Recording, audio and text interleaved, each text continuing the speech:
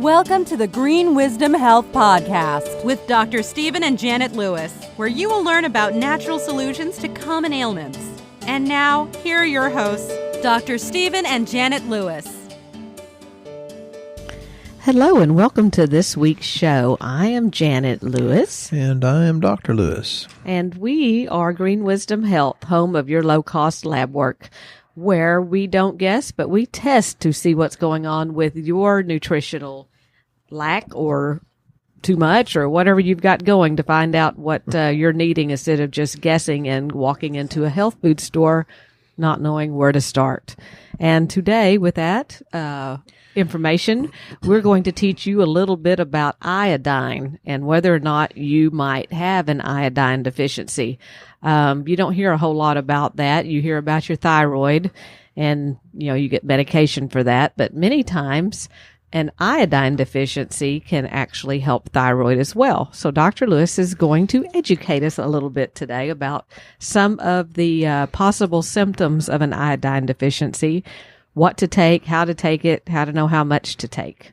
So Dr. Lewis, tell us all about it. Well, the quick answer is yes, you need it. The other question is how much do you take? I think the problem is, and I've read dozens and dozens of books by so-called experts, and some say never take it, and some say take 100 micrograms, and some say take 75 to 100 milligrams, which there's a major difference between those two amounts. I think the thing to do is start slow and work up. There's some testing that you can do, but some of these tests are not always as accurate as they can be because, the serum is not always that accurate. It's what's getting into the cell itself.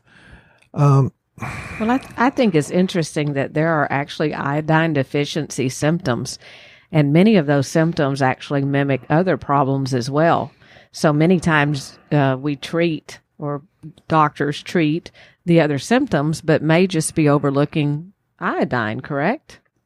That's one of the many possibilities, and that's what I always tell people about these lists. It's like, yeah, we give lists too. It's like, I've got a list here, must be 20 or 30 long. I hadn't counted, but possible signs of hypothyroidism, which is generally connected to iodine deficiency, but it can be many other things. And then Janet was having an issue the other day, and she got on Google and figured out what her issue was, and then a couple days later she figured out it was something else.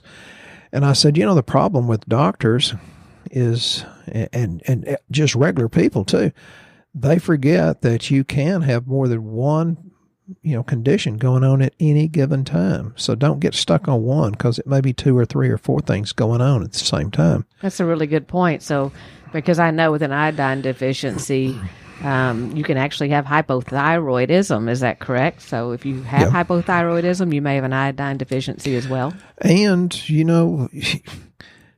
just because you're in the so-called normal limits doesn't mean you're normal. So let me, rattle off, some of the possible side effects of having a hypothyroid. Hypothyroid just means it's not working as optimally and it's kind of sluggish.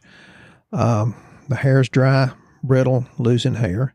Menstrual periods been overly heavy in recent months. Joint aches and pains, and we know that can be many, many other conditions also. Are your nails brittle? Do you get muscle cramps? Continuous weakness in your muscles. Has your skin been dry? Has your face been puffy, and especially around the eyes? I thought that's because, you partied too much. Cold intolerance, we know that one. If you've gained more than 5, maybe 10 pounds, that could be it. If your skin gets coarse and your hair gets coarse. Constipated, it can be hypothyroidism / iodine deficiency, but that can be many, many, many other things, like lack of digestive enzymes and proper probiotics. Milky discharge from your breast. Well, if you have that, the first thing you want to do is go to your OBGYN. Do you sweat less? I had a lady come in here and says, well, I don't sweat.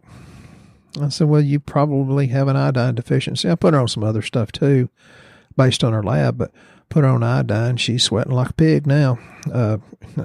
That's an over exaggeration, but she's all of a sudden started to sweat, which helps her cool off in this hot Texas summer. Although it's the first day of summer officially in Texas, I think we've had it for 2 or 3 months so far. Your voice becoming hoarse, and I would suspect that they're smokers, but it could be lack of iodine or a thyroid problem. Fingers tingling. Well, I'm a chiropractor. I always thought, well, it could be pinched nerve, but these neuropathies can also be, results of diabetes. Sometimes alpha-lipoic or R-lipoic acid can help that, vitamin C. The tingling and numbness in the extremities, although it can be the nerves that chiropractors deal with, it can many other times be overloaded toxins. Has your hearing got worse? And the answer to that with me is, yeah, you bet. And the tingling, sometimes, I don't know, we hear it and I get these little weird sensations in my ears. Maybe I should put iodine in my ears.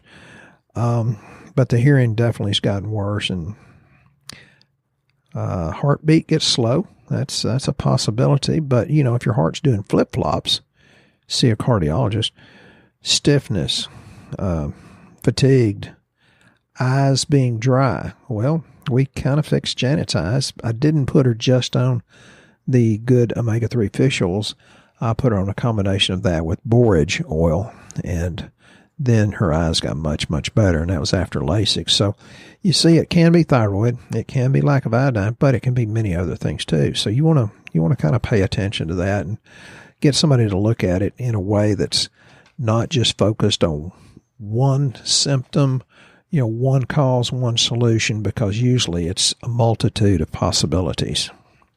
Yeah, some of the iodine deficiency symptoms, I think, are exactly what you said for thyroid, which is depression, difficulty losing weight, actually, which after I read that, I was like, oh, got to throw the iodine back in because I've forgotten all about iodine. And Janet takes a massive amount of stuff. Dry skin and the headaches, memory problems, menstrual problems. Or I forgot what my menstrual issues were. Yeah. Recurrent infections actually can be a low iodine problem. Sensitivity to cold or cold hands and feet. Brain fog. I thought that was in an Eagles song. You're so cold, a boy could get pneumonia sitting next to you. And all those, all he had to do was give his girlfriend iodine. That would have changed the song, wouldn't it? Yeah. Constipation actually can be an iodine deficiency. Impaired kidney function, and the muscle weakness. I just thought that was very interesting that they very much mimicked some of the thyroid symptoms. So we would probably tell you that if you don't know what's wrong, actually you probably need to do our comprehensive lab panel to find out, because it has the 5 parts of the thyroid, which is the GWH 3 on the website of greenwisdomhealth.com, and you can add an iodine serum plasma test to the panel for like $54.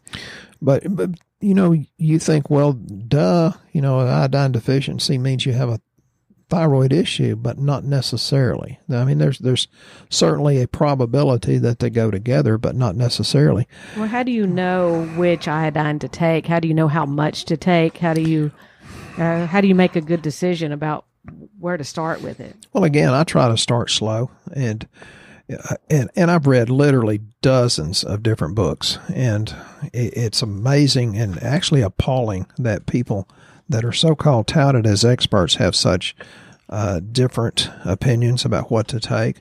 I said everything that needed to be said in a 36-page book on thyroid, and I said find somebody that can treat you and pay attention to you, because you don't fit in this cookie cutter model. I personally, and I don't do this every day, but I take liquid iodine, which is, 1 drop has 150 micrograms, which is a pretty small dose. Of course, I just pick up whatever's in the dropper and squish it in my drink or in my mouth. Isn't that liquid iodine, doesn't it also help scars, like external scars? Amongst other things, absolutely. People that keloid have a tendency to have an iodine deficiency. So, Do you just rub it on topically, or do you take it and just goes away? The girl I'm thinking about just took it internally. I don't think she put it on her scar, but that scar on her face after the car wreck when somebody else was driving like a bat out of, driving too fast on a rain slick road on slick tires. Anyway, the scar went away.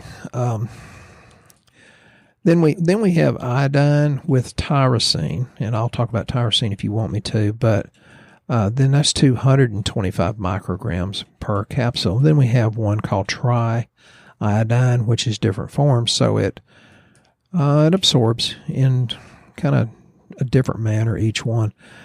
That's like 6,250 micrograms or 6.25 milligrams. Now, that sounds like a lot, and it is compared to the other two.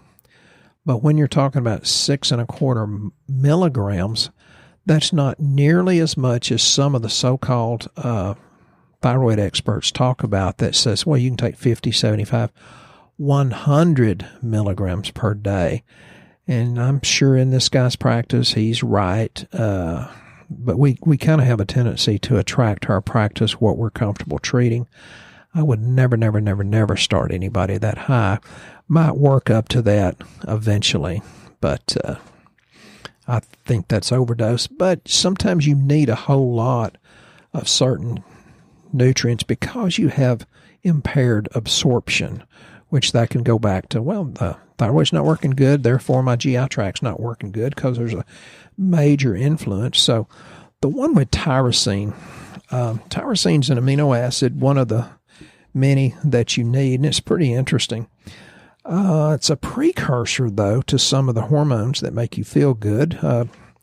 Neurotransmitters like norepinephrine, dopamine, that'll regulate your mood and stimulate metabolism, and it stimulates the nervous system, too, which goes back to the lack of sweating for some people.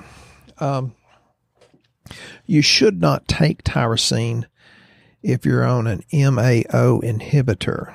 And that's one of the ones they prescribe for depression. So, pay attention. If you're on one of those, don't supplement with tyrosine. But tyrosine does a lot of other things. Like it attaches to the iodine atoms to help form the active thyroid hormones. You've heard me talk about conversion of T4 to T3. So, but low levels of tyrosine have been associated with just that alone causing a hypothyroid. But the other symptoms might be low blood pressure, low body temperature, and we're still just talking about tyrosine, not just iodine and hypothyroidism. So just lack of tyrosine could be a problem. And then there's people that have restless leg syndrome. And I'm kind of jumping ahead because that's one of the questions, and, we give them the minerals. Usually it's a lack of magnesium, maybe lack of potassium, sometimes, but not so often, calcium. And sometimes it's iron, and I'm real careful about iron. But for those that take all that stuff and don't get well, you put them on tyrosine, and they usually do real, real well. And all of a sudden, their restless leg syndrome, many of them will go away. So it can also be associated with the anxiety, depression, but low sex drives, allergies, and headaches. So Janet talked about that with iodine. That's also very true of tyrosine. So iodine and tyrosine go very, very well together. They work together very, very nicely unless you're on that MAO inhibitor. So pay attention to that. So if you just add in iodine, would you be harming yourself if you didn't know how much to take? Or do you think that it's better to have it tested and see how low you are so you know how much to take? I think it's okay on most people if you just start slow, start low. But now if you're going to read something on the internet, go to 25, 50, 75, 100 milligrams, I think, holy cow, you really need to test first because I think that's a crazy high dosage, even though some people like that. But iodine is so much more important than just the thyroid. Did you know that a lot of women that have fibrocystic breast just need iodine, although vitamin E can help and getting off the caffeine can help too. That's very interesting. I guess there's foods also that you can eat that are iodine rich, like seaweed, which I've tried. It's not the best tasting thing. I'd rather take a pill. She had a nasty look on her face. Yeah. Baked cod and cranberries, baked potatoes, actually, an egg and dried prunes and navy beans. Again, not my favorite. So I think it might be easier to just supplement with iodine. And one of the things when we know someone needs it for sure is whenever they have a lump on their neck, correct? Yeah, and even though we, try to do everything nutritionally to let you get well, if they come in with a lump on their neck, I say, well, you need to get it medically checked out also. But, people that have a diet that's high in bakery products, breads, pasta, anything made from flour, because most of them have bromine or bromide in it, and that takes the place of the receptor sites where iodine should go. So these people that eat a lot of that, you're doing a whole lot of harm or potential harm. And then people, let's see if I can stir up some trouble already. People that are vegans and vegetarians. And I got a request this morning to go on a podcast, but they wanted to make sure that I didn't use any animal products in my practice. And I said, well, yes, I do. And I treat lots and lots and lots of vegans, dozens and dozens of them. But long term, that's really not the healthiest diet. And if you want to eat that way, that's fine. And I think we generally don't eat enough plant products, but you really can't get a great response in getting well unless you consume some animal products. And some nutritional products are animal-based. So I passed on that vegan podcast. Well, what about just eating salt? Would that increase your iodine? Would that be enough to do iodine levels, and what kind of salt? And if it's the iodized salt, yes, it gives you some. But, I promote the sea salt, Celtic, ever how you pronounce it. Janet and I do the Himalayan sea salt because it's pink and pretty. And Janet, she really likes to spoil me in a lot of ways, and she got me some Hawaiian black salt. And it has different, better mineral profiles than the regular salt. So, yeah, you're missing the iodine if you're going to the sea salt. So you need to compensate somehow. Very good. Well, we have a whole lot of questions this week because we missed our podcast last week. So do you have more you want to say about the iodine and that sort of thing? Or? Well, just a little bit. Okay. There's a lot of studies that says iodine helps with cancer, to prevent it. And that's also true of selenium and zinc, too. Then there's a lot of things that there's a connection between the estrogens and iodine and the different forms of estrogen. Iodine, if you have it the right level, actually alters genetic expression in the breast. So, lowers your chance of breast cancer. I mentioned the fibrocystic breast disease. There's just so much that you need to know. And, it's just a good thing to do. And there's also iodine deficiency is linked to prostatic cancer and the guys with the high PSA. I'll stop there. I could go on and on, but, go ahead to the questions. Well, I know there were a lot of people that wanted them answered this time, so we'll see what we can get to here. We have one from Eddie who asked, can thyroid cause thinning hair? Happy birthday, Eddie. He just had a birthday just a few days ago. So, can it cause thinning hair? But he's asking, can thyroid cause thinning hair? Yes, and many other things too. And for those of you and an iodine deficiency can too. Absolutely. Right. Actually, genetics plays a pretty big role there too. But we have some women that get a lot of their hair growth back. Some do, some don't. But there's so many other possible questions and possible answers. Solutions can be one or can be many, and that's the issue. And that's why Janet and I do lab work, because it takes a lot of the guesswork out and heads us in a positive direction. There's still a lot of playing with it, and the ones that are consistent, taking supplements and tweaking it from time to time, they do so much better. It's absolutely incredible. Right. And Eddie also would like to know, is it good to detox your kids from heavy metals / vaccinations? And I appreciate, Eddie, that you would ask that question. You know, there's a lot of controversy about vaccinations causing this and this and this, and I don't think it's just the vaccinations by itself, but it's some of the things in the vaccinations that are, you know, they have mercury and all kinds of other stuff in them. Detox is kind of in my opinion, kind of an overhyped word. And, you know, there's infomercials on TV that basically say if you'll detox this, you'll be young, rich, good looking, da da da da da. I don't think that's true. If you really take enough nutrients, proper vitamins, minerals, herbs, enzymes, probiotics, that's going to ramp up your body's ability to detox itself. So my answer to Eddie is probiotics, digestive enzymes, a good multi, and we have vitamin C, different types of vitamin C. I think that's very, very important, and that'll help them detox. There are things that you can get into the diet of finicky kids. And I'm not talking about your kids, Eddie. I'm just thinking about my grandkids. But there's things you can slip in their diet without them noticing, and it changes their behavior, changes their mental acuity, et cetera, et cetera. So just think about the basic multivitamin, vitamin C, probiotics, et cetera. Okay. And then Maggie asked. I love Maggie. What you got for memory? I don't remember, Maggie. I love talking to her. I take a lot of things. Janet, I think, takes the phosphatidylserine. I take some Memory Pro. I take methyl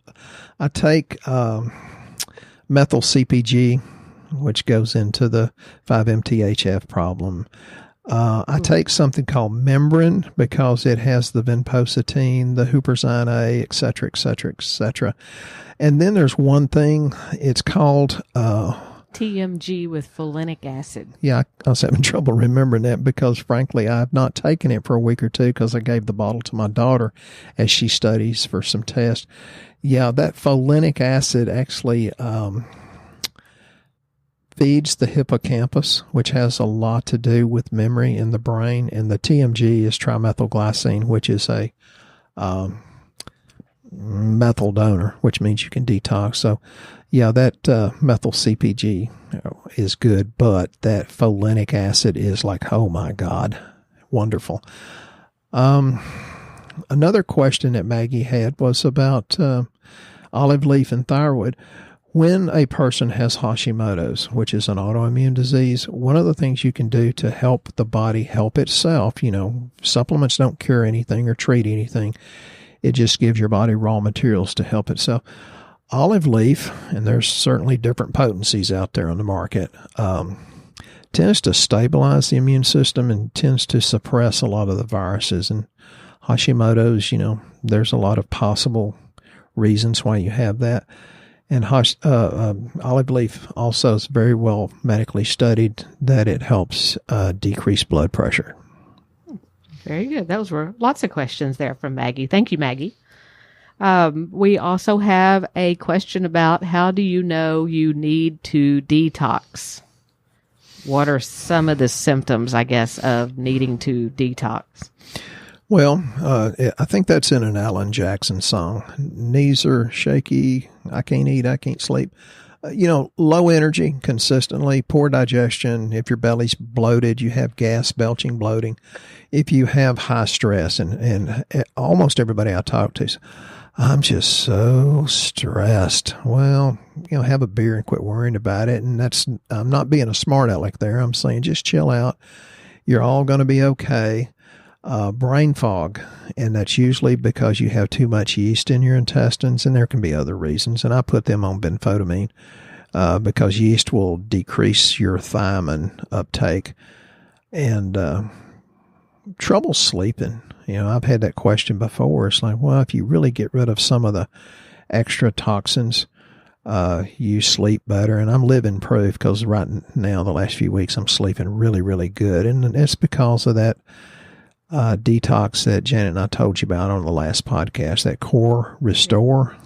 Yeah, that was what I was going to mention again, because that's usually the next question is, well, what do I take to get rid of it? So we've come up with a 7-day kit called Core Restore. Which you can go up to 7, 14, 21, or 28 days, but usually 7's a kickstart and then some. Yeah, we figured, most people by the second week, they're usually tired of it. They don't want to stick with it. So we figured 1 week was good. Yeah. Especially in the summertime. Yeah, because then you want to go for a cold beer. I'm sorry, ice cream and a root beer float, something like that. But it comes with a protein powder, some multivitamin, a liver detoxifier. It has this little handbook that tells you how to detoxify. It also has some recipes in there. Really cool handbook. I'm very impressed. And it also has this cute little portable hand mixer to mix all of your little drink together, which we're having really a lot of fun with that. Janet actually bought some just separately because it's so cool for those that make a shake or they're on the road and it's hard to shake it up. You can do that. It's cool. It's a little play toy. Janet loves it. But that kit actually helps neutralize environmental pollutants, hormone disruptors, unhealthy estrogen metabolites, xenoestrogen, that's the synthetic compounds that imitate estrogen, and other harmful toxins. And you can generally smell it when your trains come through the tunnel. Yes. It'll change. And if you have any kind of, sense of smell at all, you'll know, wow, I really am getting out toxins. And we got the one that is vanilla flavored because most people like vanilla, and that's called Core Restore 7-Day Kit.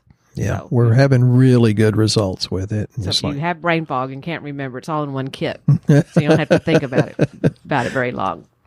And you've already addressed the restless leg question, correct? Yeah. Okay.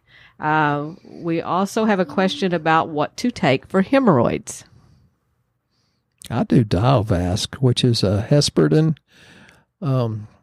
Janet put me on that because I would get scratched and I've got thin skin, like I'm 63 instead of 30. And the dog will scratch me or something. And I used to bleed like an old man on Coumadin, and I'm not on Coumadin, and I'm not an old man yet. And she said, you need Hesperidin. I said, well, what's it in? She gave me the Dialvask. I thought, well, it's for capillary fragility. I need that for my brain too. So that works real, real well. Incredible. And Michael wants to know, when should a man start taking something for his prostate? I think about age 40, 50 if you want to, tempt fate. But, I can usually tell if your testosterone is this and your free and weekly bound testosterone is that, you can figure out the percentage. If you don't have 20% unbound, then you need to start it even if you're in your 20s or 30s. So I go with testosterone and what's unbound. Okay, we also have one more question. Alice wants to know what to take for an arthritic knee. And I know we've had a rash of arthritic knees for some reason here lately. Yeah. So what would you recommend for that? The liposomal C, the collagen, because it's the research type 1, type 2, hydroscopic, the good stuff. ArthroSoothe? Yeah, I think I did put her on ArthroSoothe because that has the green lip muscle in it. That's real popular for people that are arthritic. What's the green lip muscle? Most people have never heard of that. I don't know. It's some muscle, and when it's on the buffet, I've tried it. It tastes pretty yucky, but I'm not a mussel fan, or clams especially. But the more you eat, it's got some sort of compound in it, and it seems to help arthritis in a really, really efficient manner. Sort of like putting WD-40 in your joints, huh? How do you know about joints? I mean WD-40. But have you got anything else that you would like to add in about iodine and what to do about it, or whether, what would you like to say about it? Start slow, work up. You can ask us for guidance. We've got all kinds of different forms and different strengths. Just because the people that live toward the sea that get more seafood and kelp, seaweed, they do better. So the further away you live from that, the less seafood you eat. And that's why there's a very extremely low incidence of breast cancer, in Japan, because they eat a lot of seaweed and get a lot of kelp, get a lot of iodine. So kind of keep that in mind. And to tobacco users, it actually depletes their iodine as well. So if you're a smoker or a dipper, you might want to consider adding in some extra iodine. Yeah, I'd say take up a different bad habit, but and a good multivitamin will help with the smokers too. And again, we appreciate you listening to our show this week. And if you have any topics you'd like us to discuss, please shoot us an email, or you can also be added to Dr. Lewis's closed Facebook group, Shooting Straight with Dr. Lewis. That's where I talk to Eddie and Maggie mostly. Yes, and he answers all kind of questions there. But we'll be back next time with another exciting show, and we hope you guys have a very blessed week. Once again, our show has come to an end, but your hope in your health is only beginning. If you or a loved one are in need of a different outcome and are waiting for a brighter future, take the first step and go to our website and fill out the health survey. Please don't keep us a secret. If you know someone that could benefit from this podcast, please share this show with your friends and family. You are only one step away from a life worth living.